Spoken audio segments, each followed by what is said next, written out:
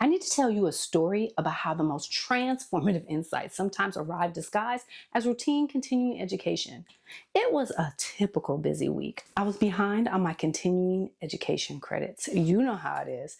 The deadline was approaching and I needed CEUs. So I did what many of us do. I scrolled through the available trainings looking for something that would fit my schedule.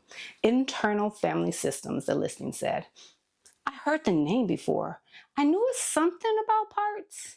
Honestly, I wasn't that excited about it. I just needed the credits. I clicked register. Let me tell you, there's a certain irony in the fact that I, a psychotherapist who teaches about being present and intentional, was basically CU shopping. Like I was scrolling through Netflix at 11 p.m. looking for something to watch or folding my laundry. What I didn't know was that this credit checking exercise was about to expand my awareness of everything that I have been witnessing, feeling, and teaching for 25 years. It was about to give me the language and framework for concepts I'd been living but couldn't quite articulate.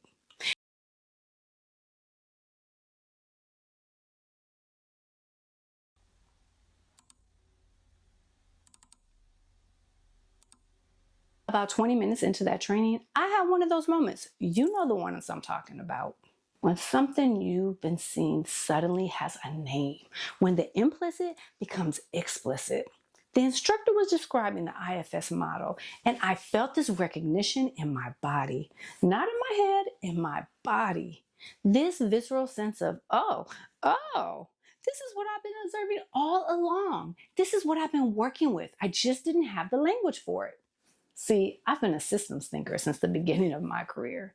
From my very first training as a social worker, I was drawn to the understanding of how systems work: family systems, organizational systems, and cultural systems. I understood that you can't isolate one element without seeing how it connects to the whole.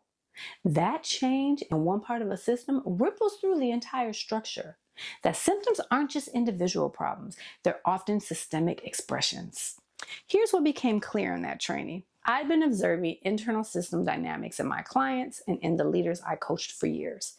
I was looking at families as systems, organizations as systems, culture as systems. And the person, I'd been noticing their internal complexity, their conflicting voices, their protective patterns, but I had been describing it in more general terms. What if the internal landscape has the same structural complexity as any family or organization, with distinct roles, protective mechanisms, and leadership needs? Suddenly, everything I've been teaching for decades had a deeper architecture underneath it. Let me back up and show you why this expansion of awareness landed so powerfully for me. When I started my career in behavioral sciences, I was immediately drawn to the approaches that honored complexity. I couldn't subscribe to reductionist models that tried to simplify humans into diagnosis or discrete problems to fix. I studied identity science. I worked across 4 continents with leaders from vastly different cultural contexts. I specialize in understanding how identity in all its intersecting complexity shapes how people move through the world. What I learned again and again is this: humans are not simple. Context matters. Everything is interconnected. In family systems therapy, you learn the identified patient, the person who shows up as the problem, is often just expressing what's happening in the larger family system. You can't fix the individual without understanding the system they're a part of. In organizational consulting, you learn the leader who's the problem, the micromanager, the conflict avoider, the perfectionist, is often responding to systemic pressures, cultural dynamics, and structural issues. You can't transform leadership without understanding the organizational system. I've been living and breathing systems thinking for 25 years. And in my work with leaders, I've been noticing patterns. How they describe being pulled in different directions. How they talk about parts of me want to do X while other parts resist. How certain triggers would activate completely different leadership responses. How they struggle with internal conflicts that showed up as external leadership challenges. I've been working with these dynamics, helping leaders understand these internal tensions, find integration, and access their centered core. Yet, I've been explaining it in my own language, drawing from multiple frameworks, creating my own articulation. Then, IFS gave me a formal structure for what I've been observing. Distinct parts with different perspectives, feelings, and strategies. Protective mechanisms that developed for good reasons. Vulnerable parts carrying wounds and extreme beliefs. A core self that could lead the system when parts trusted it. This wasn't a revelation of something new. This was an expansion of awareness, a precise articulation of what I'd been witnessing and working with all along. Here's where my systems thinking background made the IFS model feel like coming home. I already knew systems needed leadership, not control. In family systems, you don't try to eliminate members. You help the family develop healthier patterns of relating. In organizations, you don't try to silence the dissonant. You create structures where different perspectives can coexist and contribute. And in the internal system, same principle. You don't try to eliminate your anxious part or your perfectionist part or your self-critical part. You learn to lead them. From what I've been calling your centered self, your essential core, your conscious mind, your leadership presence, and what IFS formally names as self. There's another reason IFS expanded my awareness so powerfully. This is where I need to get personal about my clinical philosophy. From the very beginning of my practice, I've been committed to two foundational principles. Person-centered. The person is the expert in their own experience. My role isn't to diagnose and fix. It's to create conditions where they can access their own wisdom. Strength-based. I don't start with pathology. I start with capacity. What's already working? What strengths exist that we can build on? This isn't just philosophy. This is how I move through the world, how I practice therapy, how I consult with organizations, how I lead. So when I encountered IFS, I had this profound recognition. This articulates the assumptions I've been operating from my entire career. IFS starts with 3 premises that I've been teaching in my own words.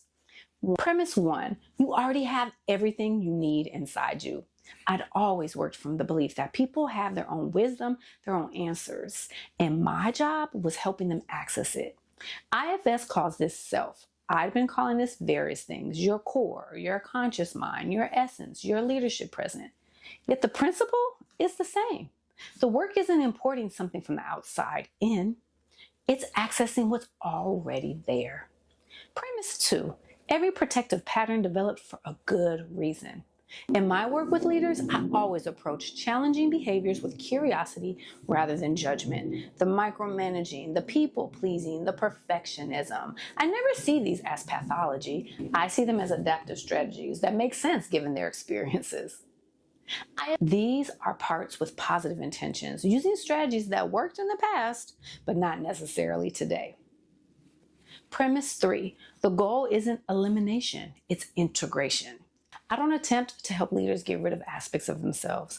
I always work towards integration, helping them be in relationship with all of themselves while leading from their center. IFS articulated this principle clearly.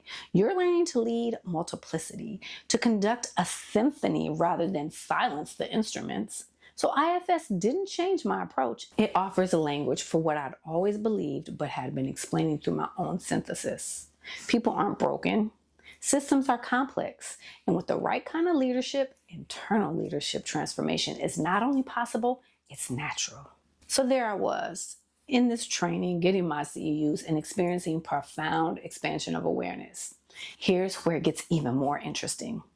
As the instructor kept talking, I started seeing how IFS illuminated my existing framework in completely new ways. I had been teaching connected leadership for years. I developed the receive, perceive, respond method. I'd been working with leaders on accessing their centered presence. Yet I'd been explaining them from one angle.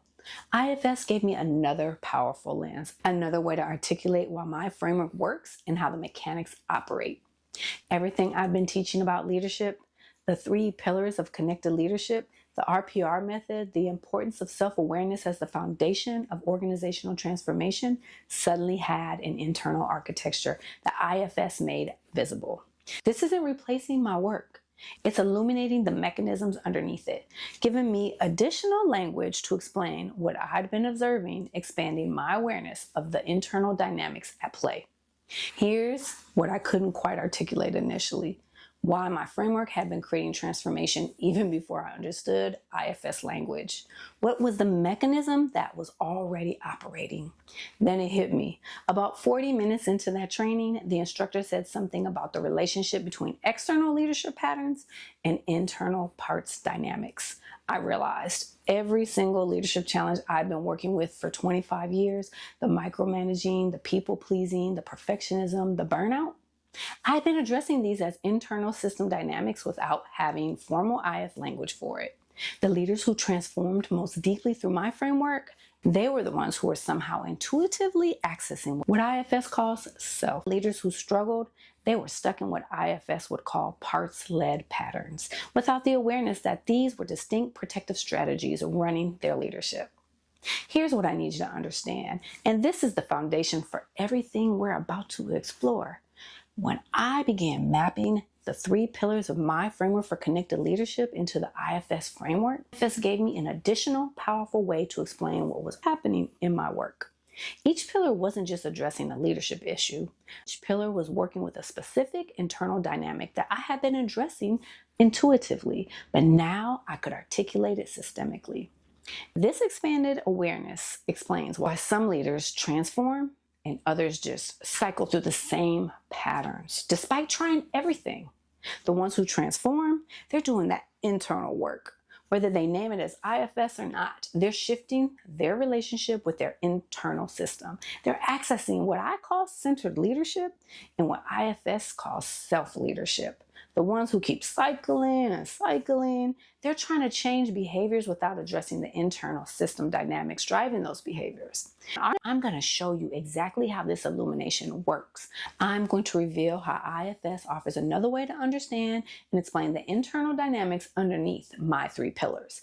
When you see this, when you understand that recognizing value, embodying grace, and conquering control can be articulated through an IFS lens, you'll see why changing your leadership isn't about learning more strategies.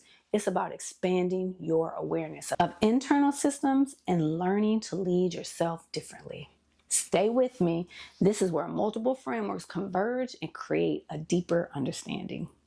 So you remember the question why some leaders were transforming through my framework for connected leadership while others just kept cycling through the same patterns? The leaders who transformed were the ones who were naturally working with their internal system dynamics, shifting their relationship with different aspects of themselves, accessing their centered core, even without formal IFS language. Let me show you what I mean with a hypothetical scenario. Imagine a senior executive, brilliant strategist, completely exhausted. She comes in saying, I know I need to delegate more, but I can't seem to let go. I know I should trust my team, but I keep micromanaging. What's wrong with me? We work on the 3rd pillar, conquering control, understanding that the only control that she truly has is how she receives, perceives, and responds. And something shifts. Gradually, she starts delegating more, trusting more, letting go of external control. When I ask what changed, she might say something like, I realized I had this terrified aspect of myself that believed if I wasn't controlling everything, everything would fall apart, and it would be my fault. Once I could see that part of me, once I could understand it was trying to protect me from feeling responsible for catastrophe, I could work with it differently. I could thank it for trying to keep me safe and then show it that I could handle things even when it got messy. She was working with her internal system without having IFS language for it. In IFS terms, she identified a manager part. Now this part works proactively, and this was the controller. She had gotten curious about what it was protecting her from. This is what IFS calls an exile, carrying the responsibility of past failures. She had accessed enough centered presence, what IFS calls self, to lead that part differently. That's why the framework worked. Imagine another leader hearing about conquering control who tries to behaviorally force themselves to delegate more. I'll just make myself let go, and it doesn't stick. because they're trying to control their controlling pattern, which just creates more internal tension. This expanded awareness shifted things for me. My framework works when it facilitates internal system work. It struggles when it stays purely behavior. IFS gave me another powerful way to explain and teach this dynamic. So let me show you exactly how each pillar can be understood through an IFS lens, not replacing how I explain it, but offering an additional framework for a deeper understanding. For the past decade, I've been teaching a framework that I call connected leadership. The core premise is this: you have to connect to yourself so that you can elevate and expand for those you lead. Notice the order here. It's not lead others better so you feel better about yourself. It's not fix yourself so that you can finally be good enough to lead. It's connect to yourself first. Then from that connection, you can genuinely elevate and expand for others. This is based on 3 pillars: recognizing value, understanding that your worth and others' worth is intrinsic.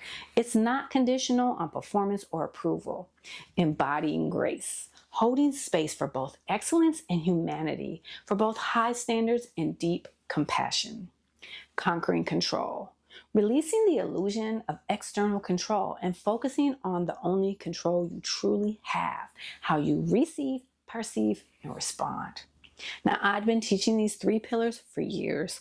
Leaders would come to me exhausted from trying to do it all, control it all, prove themselves constantly. And these 3 pillars would create shifts, real lasting shifts. Here's what I noticed. The leaders who transformed the most deeply were the ones who were doing the internal work, connecting with different aspects of themselves, accessing their centered core. When I encountered IFS, I suddenly had another powerful lens for explaining why this internal connection was so essential and how it operated. Because each of these 3 pillars isn't just a leadership strategy. Through an IFS lens, each one can be understood as working with specific internal system dynamics. Let me show you what I mean. Recognizing value, the belief that your worth is intrinsic. I've been teaching this for years as one of my core principles. And here's what I've been observing in leaders, and honestly, in myself. Picture this: you achieve something extraordinary, the promotion, the award, the revenue target, and for about 24 hours, you feel good. Then that voice kicks in. Okay, but what's next? That was just luck. Now you have to prove that you can do it again. Sound familiar? Because it sure does to me. I'd explore with leaders what would happen if you stopped achieving at this pace. The answers were remarkably consistent. And I'm going to be honest, some of these have been my own internal dialogue. I'd lose my value. People would see that I'm not actually capable. I'd be exposed as inadequate. Can we just pause and acknowledge the irony? Here I am, Dr. Kara, with degrees, certifications, and 25 years of experience, yet still there's a part of me that occasionally whispers, but what if they find out you're just winging it? I'd been working with leaders and myself on recognizing that worth is intrinsic, not performance-based. When the work went deep, when we explored what these fears were protecting, when we connected with the younger, more vulnerable aspects carrying these beliefs, transformation happened. Then IFS gave me another way to articulate exactly what was happening. These beliefs, the IFS calls exile beliefs, deeply held convictions formed in childhood about worth being conditional, and the development of what IFS calls manager parts, specifically achiever parts, perfectionist parts, whose entire role was preventing these exiles from being exposed or validated. The manager's preventative logic: if I achieve enough, if I protect enough, if I prove my value constantly, then no one will ever discover the underlying belief of inadequacy. So the manager works relentlessly, driving achievement, never satisfied, never able to rest.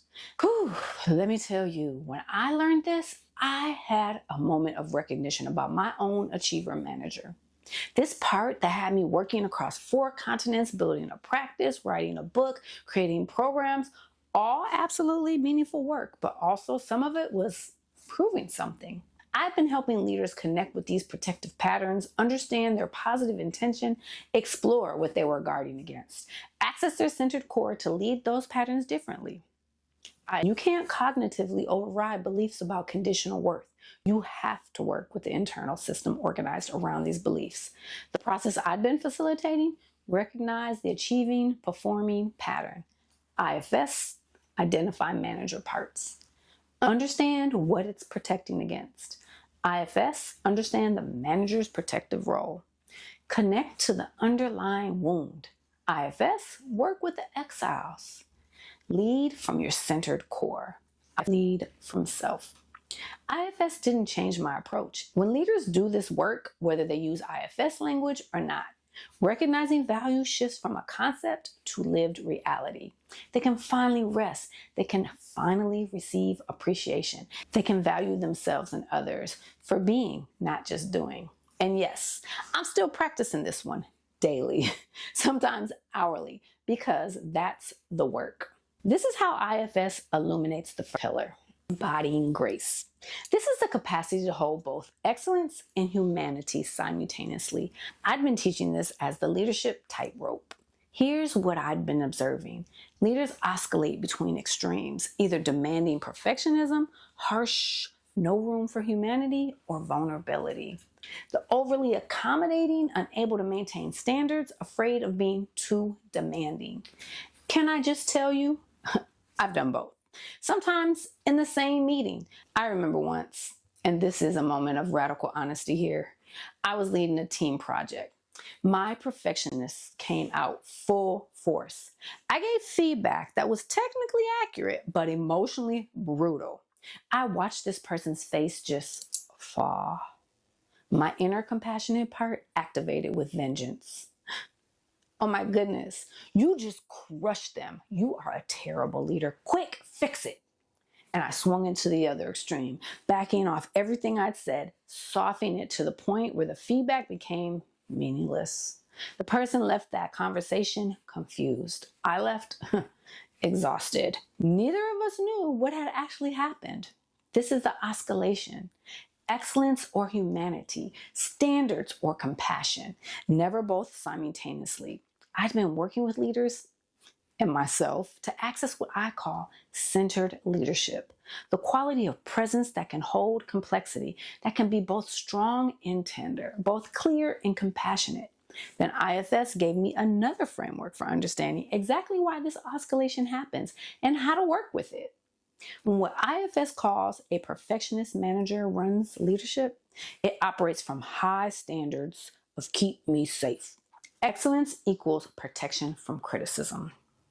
But underneath, usually what IFS calls an exile, which is a younger part carrying experiences of being shamed for imperfection, criticized harshly, rejected, made to feel humanity was unacceptable.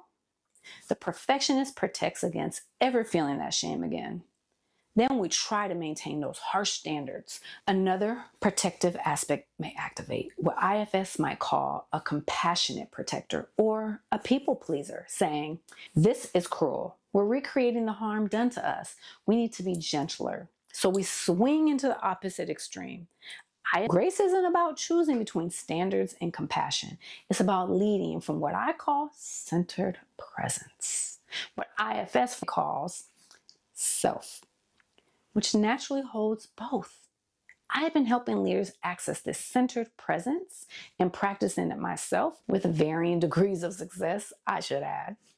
That quality that emerges when protective patterns can relax, when they trust their core capacity to handle complexity. When you're in self, you can have clarity about excellence without perfectionism, hold people accountable without shaming them, be vulnerable without losing authority, and maintain standards while honoring humanity. Self isn't identified with perfectionist or the accommodator. Self is that centered core. It can hold the complexity that protective patterns can't. Let me tell you, when I finally learned to access this in that team situation I mentioned, the next conversation went completely different. I could say, here's the standard I'm holding, and I can see you're working very hard. Let's figure this out together. How can we bridge this gap? Both things, excellence and humanity at the same time, held true. It's still a practice, but now at least I know what I'm practicing and when I'm practicing it. Embodying grace requires not just deciding to hold both, not just cognitive understanding, but working with your internal system, helping protective patterns trust that your centered core can lead, can hold what they're afraid of. Conquering control. This is understanding that the only control you have is how you receive, perceive, and respond. This is where IFS and my existing framework converge most powerfully. Here's what I've been observing in leaders for over 25 years, and what I definitely experienced myself. The attempt to control everything externally exhausts everyone. Leaders trying to control outcomes, control team members, control how they're perceived, control all the variables. And can I say, I wrote the whole book, Beyond Control. You know why? Because I needed to learn this lesson myself. You don't write a book about something that you've already mastered. You write it because you're trying to figure it out. There have been times, okay, let's be real, there are still times when I catch myself trying to control things that are completely uncontrollable. The weather during an outdoor event, how people will react to content that I create, whether someone will like me, and it is exhausting. I'd been working with leaders and myself on understanding a fundamental truth. External control is largely an illusion. The only genuine control is internal, how you receive situations, how you perceive the meaning, and how you respond from your values. When leaders can shift their focus from external control to what I call internal leadership, from trying to control outcomes, leading their own responses, transformation happens. What's happening? What IFS calls manager parts operate from a belief system. Control equals safety.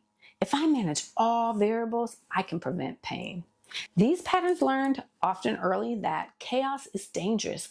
Unpredictability means threat. Controlling externals creates safety. So they work relentlessly to control everything outside of themselves. Here's the paradox I've been teaching and living. The more they try to control externally, the more out of control they feel internally. Because you can't actually control how people respond, what challenges emerge, what outcomes manifest, the narrative that others create in their mind about you. You know what you can control? How fast you scroll through your email at 11 p.m., which is to say, not much. But you can control whether you're checking email at 11 p.m. in the first place. That's an internal leadership decision.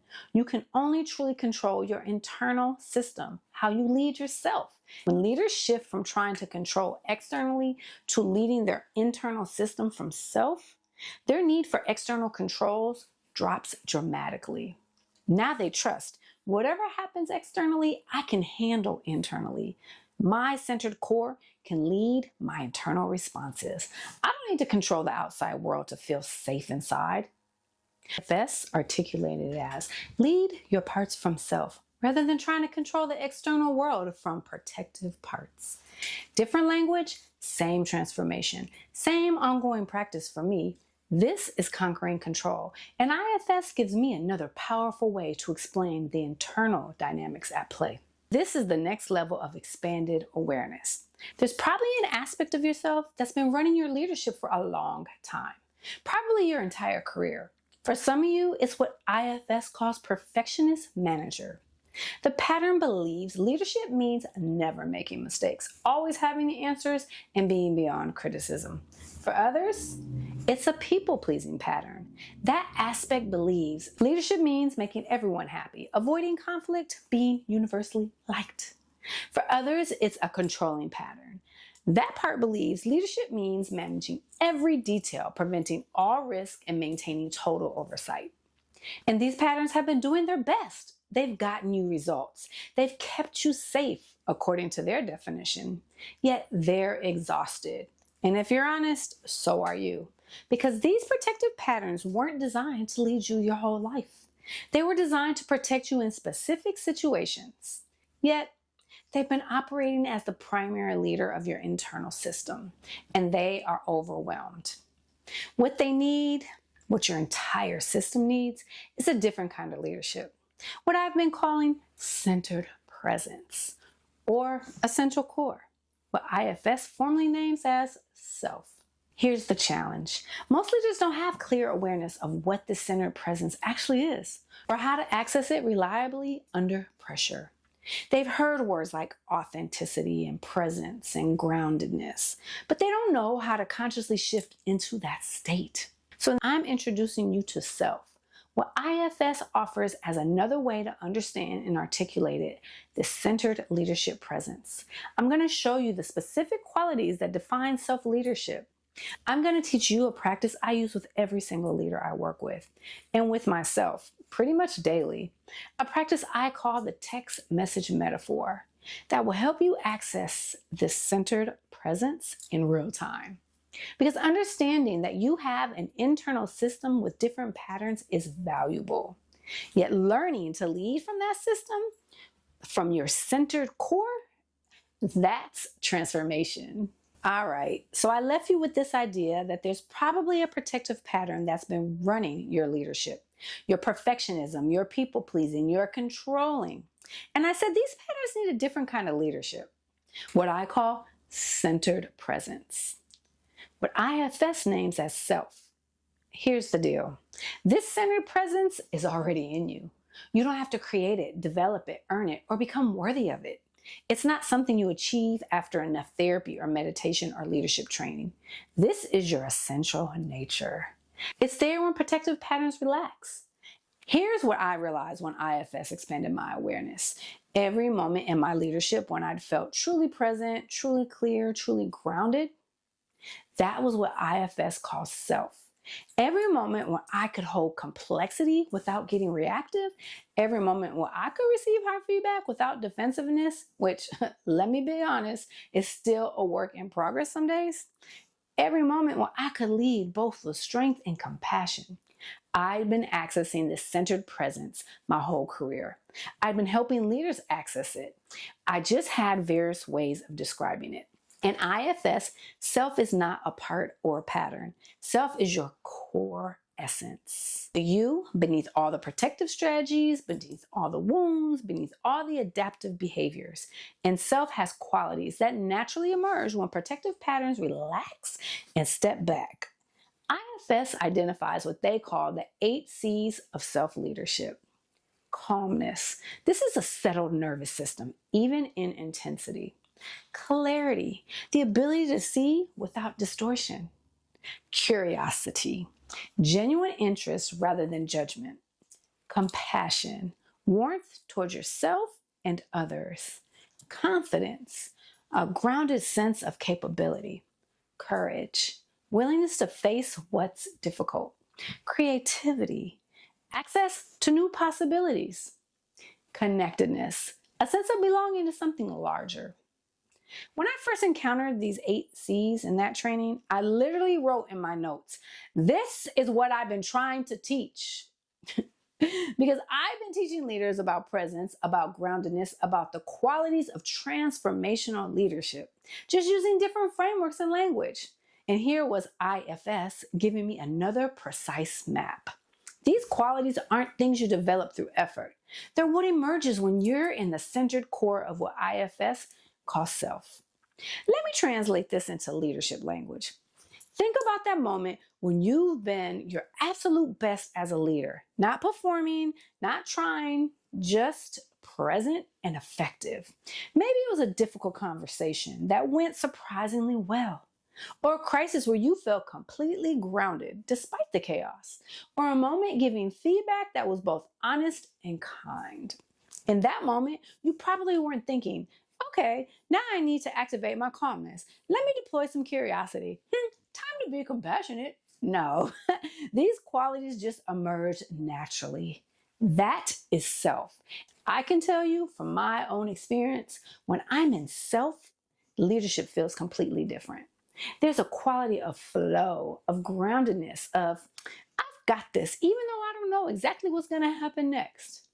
When I'm not in self, when my perfectionist is running the show or my people pleaser has hijacked me, leadership feels effortful, anxious, and quite frankly, exhausting. So the question becomes, how do you access this centered presence when protective patterns are activated? How do you know to shift to self when you're in crisis, conflict, or in high pressure moments? This is where most leadership trainings fail. They tell you to be present or stay grounded, which is about as helpful as telling someone who's drowning to just swim better. I'm going to teach you the practice that transformed how I work with leaders and how I work with myself. I call this the text message metaphor. And here's how I help leaders and myself access centered presence in real time. Imagine your internal system like a phone. And throughout your day, different aspects of yourself are sending you messages. Your perfectionist pattern, we need to redo that presentation. It's not good enough. Your anxious aspect, what if they think we're incompetent? Your people-pleasing pattern, I hope they're not disappointed in us. Your exhausted part, I can't keep doing this. Your wounded younger self, see, will never be enough. Here's what I realized about my own pattern. I can go an entire day with 47 unread text messages from my internal system.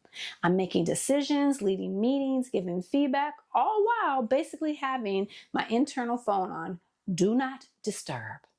Then I wonder why I'm exhausted, why I keep getting activated, why I reacted in that meeting instead of responded. Oh, right. Because I had 47 unread messages that I was ignoring. Here's what checking your internal text messages look like. Step 1, pause. Take a beat. Even for 10 seconds, even for 3 seconds, just pause. I know. Revolutionary advice, just pause. You're thinking, thanks, Dr. Kara. Next time, you'll tell me to breathe. But here is the thing. We don't pause. Something happens. We react instantly. The pause creates the gap where centered presence can emerge. Step 2, notice a name. What messages are coming through right now? Notice them specifically. Not, I feel bad, but there's a message from my perfectionist pattern. There's a message from my anxious aspect.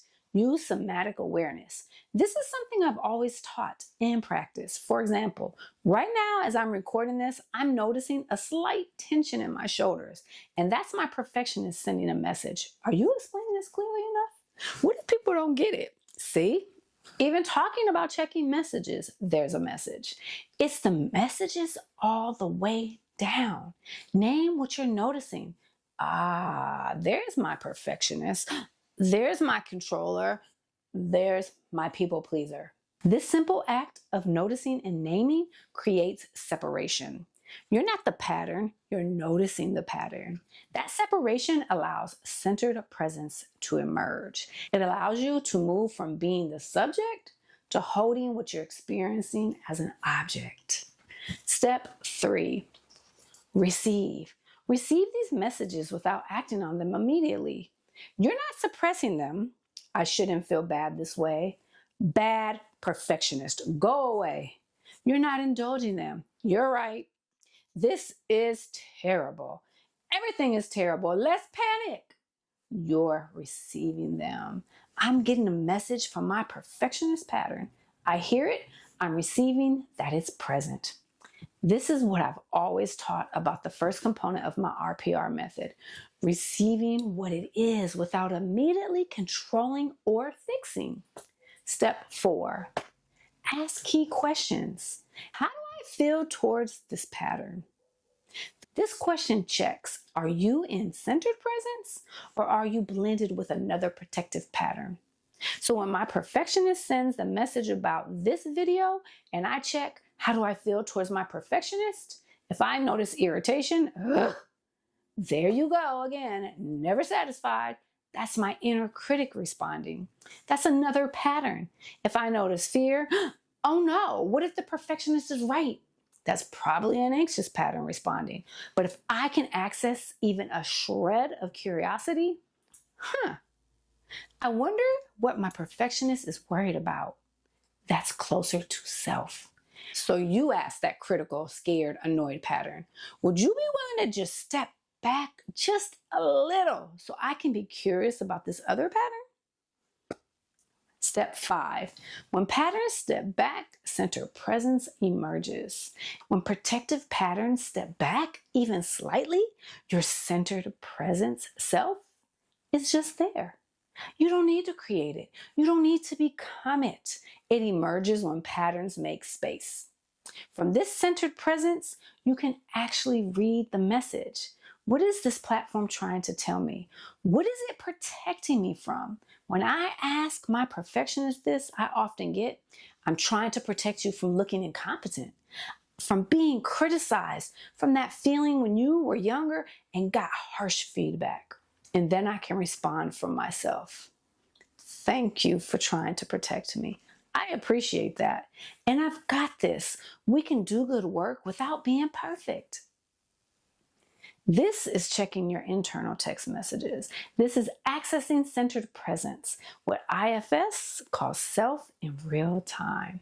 This practice is how RPR operates from self rather than from protective patterns. Let me show you what this looks like in actual leadership moments using a hypothetical scenario.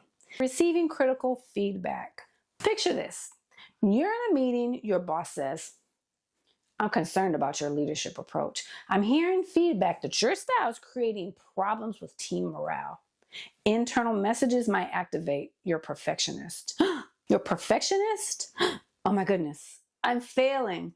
I should have known this. How did I miss it? Your defensive response? That's not fair. They don't understand the pressure I'm under. You're a people pleaser?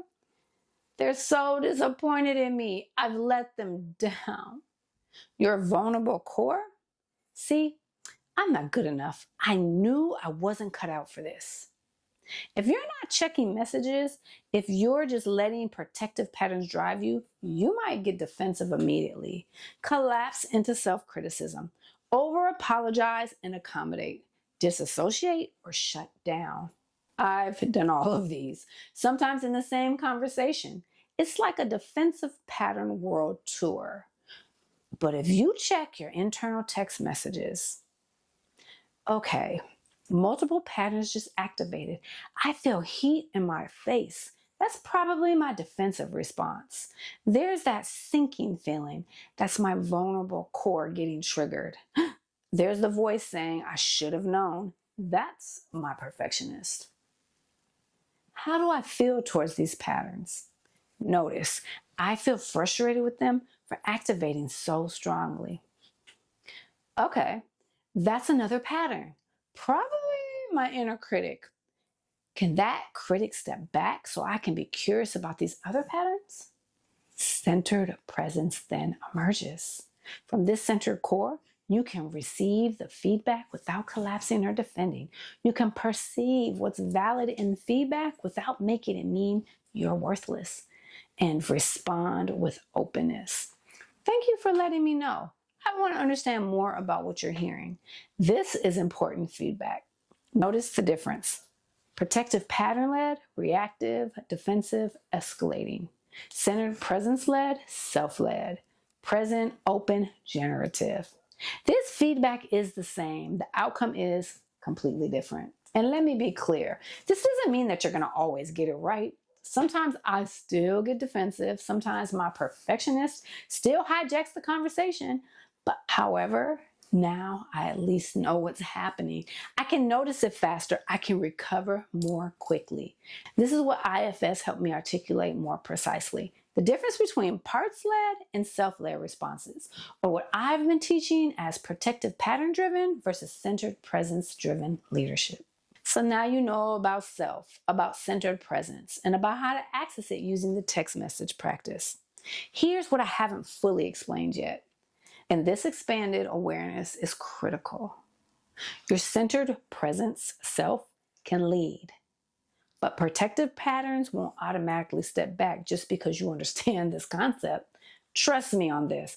I've been working on this for years, and my perfectionist still sometimes acts like I've never heard of IFS or created my framework for connected leadership, because these patterns have been doing their jobs for years, maybe decades. They have deeply held beliefs about what keeps you safe, and they're not going to trust your centered core to lead until they understand what their protective role has been, why they took on that role, what they're guarding against, that your centered presence can actually handle what they're afraid of. This is where you need to understand your specific patterns, not just conceptually, but intimately. You need to recognize your proactive protectors, what IFS calls managers, the patterns that work preventatively to manage image, control outcomes, and ensure safety. You need to meet your reactive responders, what IFS calls firefighters, the patterns that activate when preventative strategies fail, the ones that reach for distraction, that snap in anger, and that numb out. And you need to connect with your vulnerable core, what IFS calls exiles, the younger, wounded aspects carrying beliefs that your protective patterns have been guarding against. Because here's the expanded awareness that IFS brought me. Your leadership challenges aren't just behavior problems. They're internal system dynamics. Imagine a leader who micromanages everything. Is that a behavior problem that needs correcting, or is it a protective pattern, what IFS calls manager, trying to prevent pain connected to the vulnerable aspect, exiles, that carries responsibility for failure? Imagine a leader who can't have a difficult conversation. Is that a skills gap, or is it a protective pattern, preventing pain connected to rejection and abandonment? Imagine a leader. Okay, let's be honest. Imagine me at certain points in my career working 80-hour weeks. Is that a time management issue, or is it a protective pattern, protecting pain connected to worthlessness without productivity? Until you understand these patterns, until you can be in relationship with your internal system, your centered presence, self-leadership remains theoretical. Next, I'm introducing you more intimately to your internal patterns. The 3 types IFS identifies: managers, firefighters, and exiles. I'm going to show you exactly how they show up in your leadership. Using hypothetical scenarios you'll recognize immediately. Maybe a few self-reflective moments from my own journey. Because once you can see them, you can name them. Once you name them, you can understand what they're trying to do. Your protective patterns can finally stop working so hard, and your centered presence can lead. I promise to show you how every leadership challenge can be understood as an internal system dynamic. Here's the expanded awareness that transformed my work. Consider a leader exhausted from micromanaging. She has a controlling pattern, what IFS calls a controller manager, that believes if she's not managing every detail, everything will fall apart. Underneath, a younger, vulnerable aspect, what IFS calls an exile, carrying wounds about being blamed when things went wrong. Imagine a leader who couldn't have difficult conversations. He has a people-pleasing pattern, what IFS calls people pleaser manager, that believes conflict means abandonment. Underneath, a vulnerable aspect carrying terror from experiences where expressing needs lead to withdrawals of love. Picture a leader working 80 hours a week. She has an achieving pattern, what IFS calls an achiever manager, that equates to productivity with worth. Underneath, a vulnerable core, carrying the belief of being valuable only when producing, not when simply being.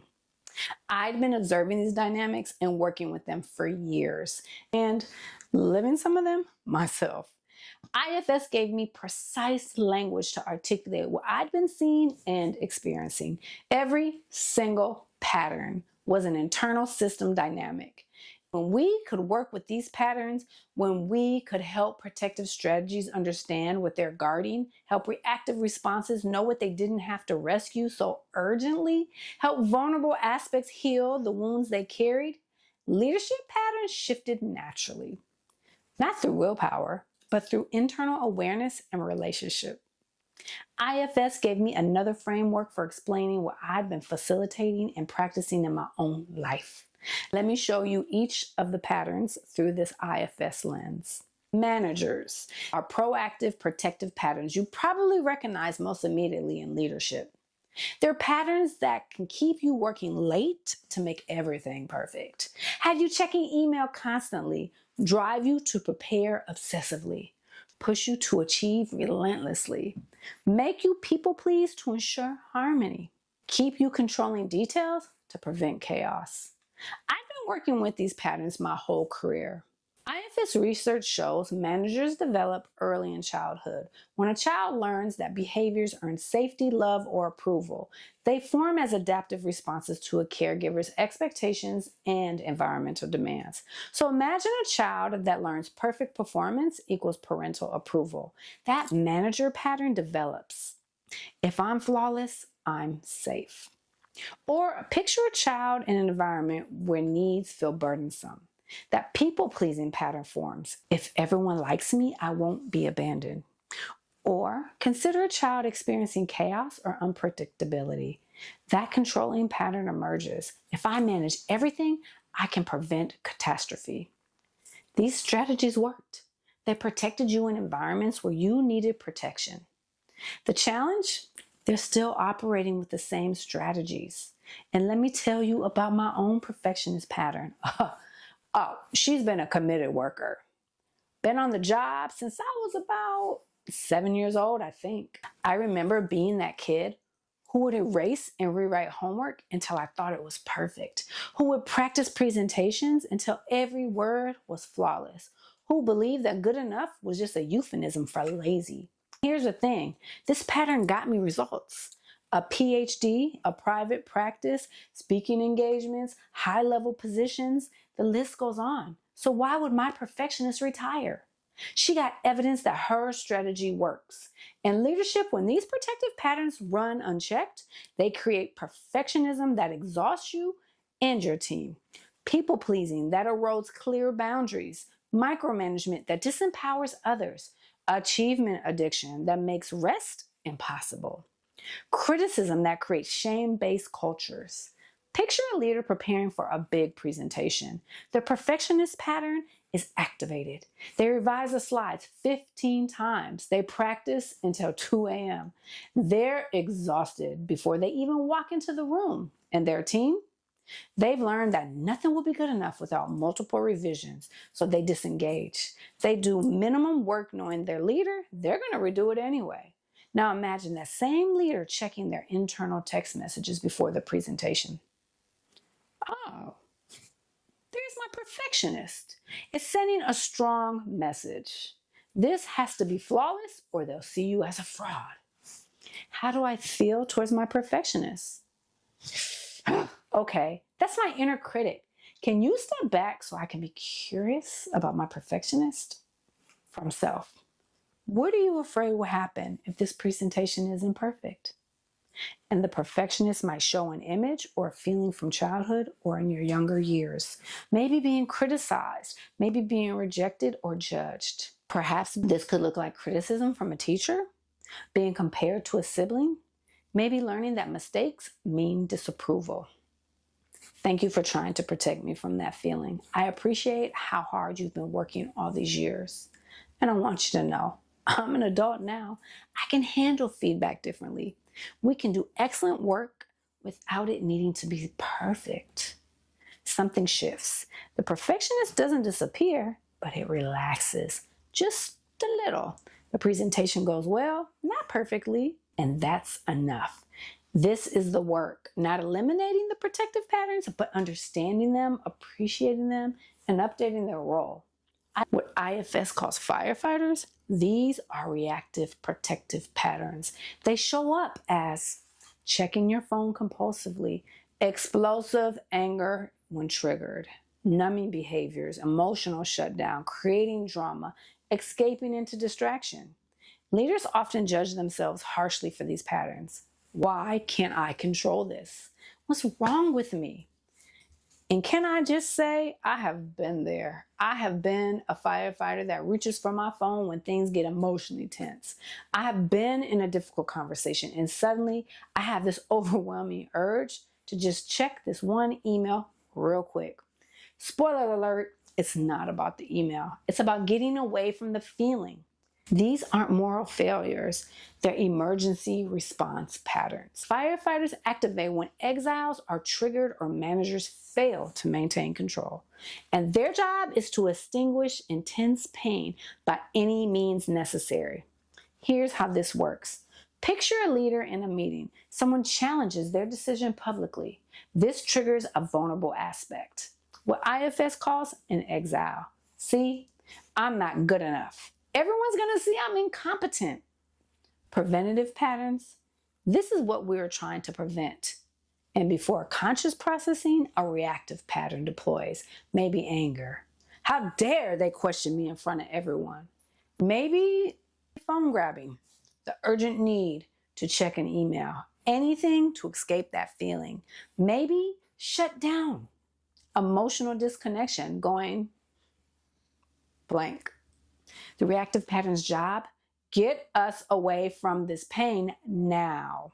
It works temporarily and the pain is deflected. But the cost, in the anger response, you just damaged relationships and lost credibility. With the phone grab, you signal disengagement. With the shutdown, you checked out of every conversation you needed to be present for. Here's what I've learned from my own firefighters. They're not trying to sabotage me. They're actually trying to save me. When that urge to grab my phone hits, my firefighter genuinely believes if we feel this feeling fully, it will destroy us. We need to get out now. I've been working with this dynamic for years. In leadership, unexamined reactive patterns create vitality that creates walking on eggshell cultures, reactivity that damages trust, avoidance of necessary conversations, addiction patterns, work, achievement, substances, distraction, drama that destabilizes teams. Imagine a leader whose firefighter is anger. When they're triggered, they explode. Later, they feel terrible. They apologize profusely. They promise it won't happen again. But it does, because the firefighter hasn't been worked with. It's just been judged, and now it's been suppressed.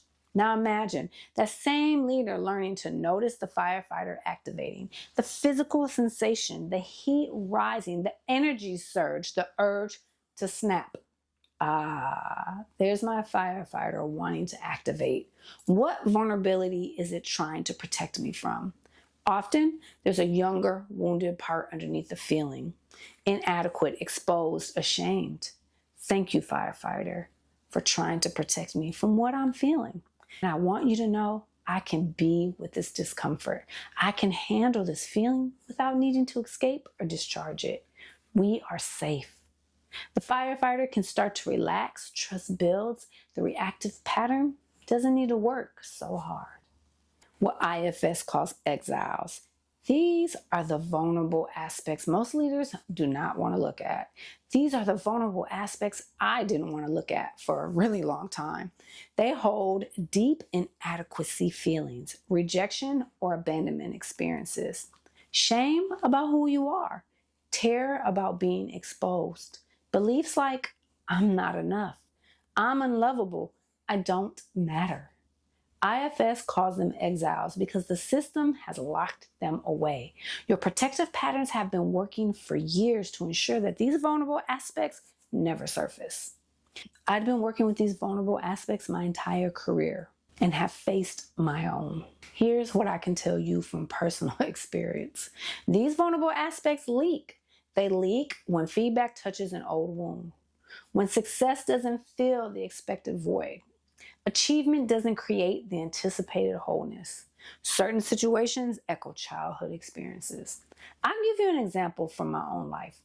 Early in my career, I worked incredibly hard building my practice. I achieved significant milestones, credentials, clients, the recognition. I remember this moment of profound emptiness after a major achievement. I had gotten something I had been working toward for years.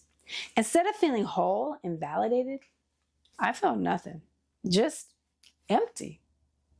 That's an exile leaking through, whispering, see, even this isn't enough to make you worthy.